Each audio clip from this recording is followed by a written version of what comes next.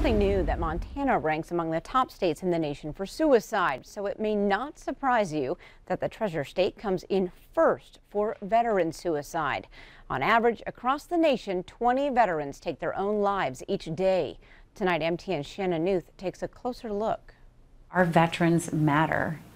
They matter. Get help, come forward. 1 out of every 10 Montanans has answered the call to serve in the military, each with their own unique story of service and experience, and some with invisible wounds. Veterans have a unique experience in that they're exposed to dangers that potentially increase their risk of mental illness if treatment isn't sought, and then increase their risk for suicide.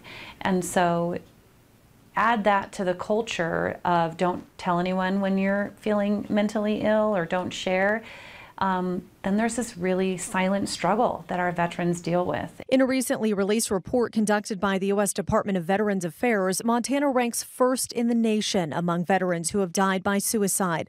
Specifically examining deaths in 2014, the report indicates 58 Montana veterans died by suicide.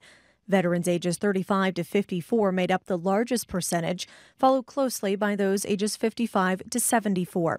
Compared to the rest of the country, after accounting for difference in age, the report finds the veteran suicide rate in Montana significantly higher than the national rate. Under the Big Sky, where Montana has for decades ranked as one of the top states in the country for suicide deaths, veteran deaths by suicide made up roughly 24% of suicide deaths in the state.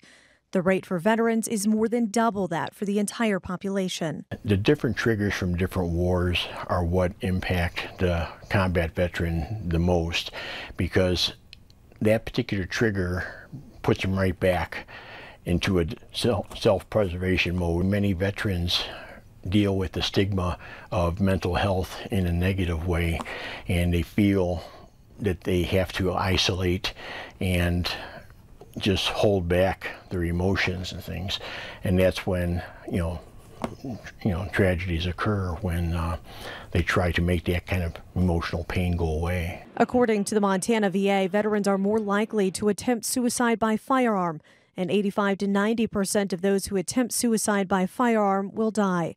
Of the 58 veterans who died by suicide in 2014, nearly 64% involved a firearm. Resources are available across the state, and places like the VA are working to ramp up suicide prevention efforts with programs like Coaching for Care and the REACH Vet program. The VA also has a Veterans Crisis Line.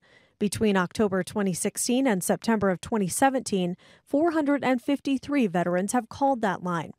Hollows describes one call that saved a veteran's life. Very distressed, a lot of things going on in his life, and very suicidal. So we completed what's called a safety plan, which has been shown to significantly reduce your risk for suicide. Both Hollows and Parsetich urge family and friends of veterans to watch for warning signs such as behavior changes, a loss of interest in activities, or not wanting to interact in social circles. They say that oftentimes friends and families will be the ones to notice changes first and point the veteran to help. So there is a fear there related to, if I talk about it, shame, something will be there. And we really have to, as a state, say, no, it's okay. It's okay to be depressed. It's okay to feel broken. It's okay to have these demons. And it's more okay to talk about it. It's not a hopeless situation. When you come back from a horrific situation like that, that's perfectly normal feeling that your world's been turned upside down, but you have a lot of value. Don't write yourself off. Thanks, Shannon Newth with MTN News. Now, there are resources to help. As Shannon talked about, you can go to this story at ktvq.com for more information.